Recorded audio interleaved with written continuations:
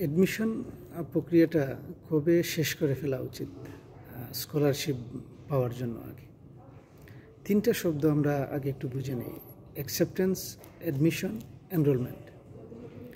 Acceptance হচ্ছে যখন আমরা এখন ইউনিভার্সিটিতে অ্যাপ্লিকেশন করি, আমরা ম্যাটেরিয়ালসগুলো আমরা পাঠিয়ে দেওয়ার পরে যখন অ্যাডমিশন কমিটি ডিসিশন নেয় যে আমার অ্যাডমিশন হলো কি না, যখন আমাকে তারা লেটার পাঠাবে যে আপনাকে অ্যাডমিশন দেওয়া হলো, এটা হচ্ছে অ্যাকসেপ্টেন্স লেটার।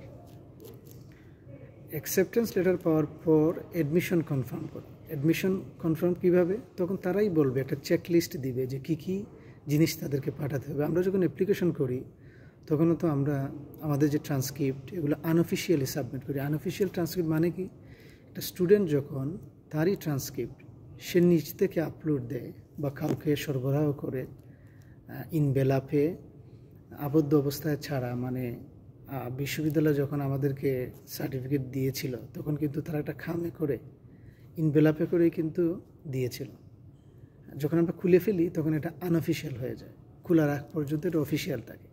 এখন যেহেতু আমরা ট্রান্সক্রিপ্ট স্ক্যান করেছি, তো এটা তো খাম খুলেই তো আমরা স্ক্যান করেছি, তাই না? স্ক্যান করেই তো আমরা বিশ্ববিদ্যালয়ে অ্যাপ্লিকেশন করার সময় এগুলো আপলোড করেছি, তখন এটা অটোমেটিক্যালি আনঅফিসিয়াল হয়ে গেছে। তো অ্যাপ্লিকেশন প্রক্রিয়া সম্পাদনের জন্য আনঅফিসিয়াল ট্রান্সক্রিপ্ট অ্যাকসেপ্টেবল। তো যখন আমি অ্যাকসেপ্টেন্স লেটার পেয়ে যাব তখন তারা বলবে ওইগুলাই আমরা অফিসিয়ালি পাঠাতে হবে। অফিসিয়ালি কীভাবে পাঠানো? যেমন আইএলসের যে স্কোর, অ্যাপ্লিকেশনের সময় আমরা স্ক্যান করে দিয়েছি, এটা আনঅফিসিয়াল। যখন আইএলস অথরিটি তারা সরাসরি ইনস্টিটিউশনকে পাঠাবে, ওই পাঠানোটা হচ্ছে অফিসিয়াল ট্রান্সক্রিপ্ট বা অফিসিয়াল মার্কশিট বা অফিসিয়াল সার্টিফিকেট, আমরা যাই বলি আর কি। ঠিক একইভাবে এখন ফর এক্সাম্পল, আমি শাহজালাল বিজ্ঞান ও প্রযুক্তি বিশ্ববিদ্যালয়ের ছাত্র। এখন আমার অ্যাকসেপ্টেন্স লেটার পাওয়ার পরে এখন আমি অফিসিয়াল লেটার, মানে অফিসিয়াল ট্রান্সক্রিপ্ট পাঠানোর জন্য তারা বলছে। তখন আমি কি করেছি? বিশ্ববিদ্যালয়ে গিয়ে আমি আবেদন করেছি যে আমার ট্রান্সক্রিপ্ট লাগবে। তো ওরা যখন ট্রান্সক্রিপ্টটা আমাকে দিল, নির্দিষ্ট ফি থাকে এক একটা ইউনিভার্সিটির, নির্দিষ্ট সময়ের মধ্যে তারা একটা খামে করে ট্রান্সক্রিপ্টটা দিয়ে দিবে আর কি। ওই খামটা আমি আর খুলব না। ওরা যেভাবে সিগনেচার এবং ইনভেলপ করে ওরা দিয়েছে, ওটা আমি আর খুলব না। খুললেই কিন্তু আনঅফিসিয়াল হয়ে যাবে। ওই খামটা বিশ্ববিদ্যালয় বলে দেয়, এরকম ওদের ওয়েবসাইটে বলাই থাকে যে সরাসরি বিশ্ববিদ্যালয়ে পাঠাতে পারবে অথবা বিশ্ববিদ্যালয়ের পক্ষ হয়ে উক্ত ছাত্র পাঠাতে পারবে, তবে ওই খামটা খুলতে পারবে না। শিলযুক্ত এই খামটা পাঠিয়ে দিতে হবে। ওই জিনিসপত্রগুলো যে এভাবে আমরা পাঠাচ্ছি, এটাকে বলে অফিসিয়াল ডকুমেন্টেশন আগে। তো অফিসিয়াল এই ডকুমেন্টেশনগুলো যখন কমপ্লিট হয়ে যাবে এবং আমি যখন প্রতিষ্ঠানকে জানিয়ে দিব যে আমি যে মেয়াদের জন্য আবেদন করেছি ওই মেয়াদের জন্য আমি আসছি, এই পুরো প্রক্রিয়াটাই শেষ হয়ে গেলে এটা হয়ে যাবে অ্যাডমিশন। কেউ যদি ফান্ড পেতে চায়, এই অ্যাডমিশন প্রক্রিয়াটা সাধারণত ইন্টারন্যাশনাল স্টুডেন্ট প্রত্যেক অগাস্ট অর্থাৎ ফল সেমিস্টারের জন্য অ্যাপ্লিকেশন করে। তো যে স্টুডেন্ট যে ফল সেমিস্টার অর্থাৎ ফলের জন্য অর্থাৎ অগাস্টে যদি শুরু হয় মেইন ক্লাস, তাহলে স্টুডেন্টদের উচিত হবে ডিসেম্বরের মধ্যেই অ্যাডমিশন প্রক্রিয়া, আমি এখন যে এক্সাম্পলটা দিলাম যে অ্যাডমিশন জিনিসটা কী, যে অ্যাডমিশনের পুরো চেকলিস্ট যদি ডিসেম্বরের আগে পৌঁছাতে পারে, কোনো কোনো প্রতিষ্ঠান বলে দেয় যে নভেম্বরের আগে পৌঁছাতে হবে।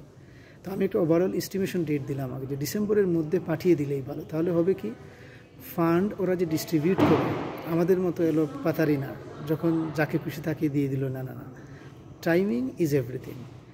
ওই টাইমের মধ্যে যে চেকলিস্টে দেয়া সব ডকুমেন্ট যে স্টুডেন্ট ওই টাইমের মধ্যে পাঠিয়েছে, এর মধ্যে থেকে যারা যোগ্য, হ্যাঁ এখানে যোগ্যতা আবার আলাদা ক্রাইটেরিয়া আছে, আমি ওই আলোচনায় যাচ্ছি না, আমি জাস্ট টাইম ফ্রেমটা আমি বোঝাতে চাচ্ছি আর কি। যে উচিত হবে 11th আওয়ারে অ্যাপ্লিকেশন না করে, তাড়াহুড়া করে এগুলা না করে, নির্দিষ্ট একটা পরিকল্পনা থাকা যে আমি ওই ফলে যেহেতু আমি যাব, তাহলে ডিসেম্বরের মধ্যে যাতে আমি অ্যাকসেপ্টেন্স লেটার পাওয়ার পরে অ্যাডমিশনটা আমি কনফার্ম করতে পারি, আমার চেকলিস্টে দেয়া সব ডকুমেন্টেশনগুলো আমি নিশ্চিত করে।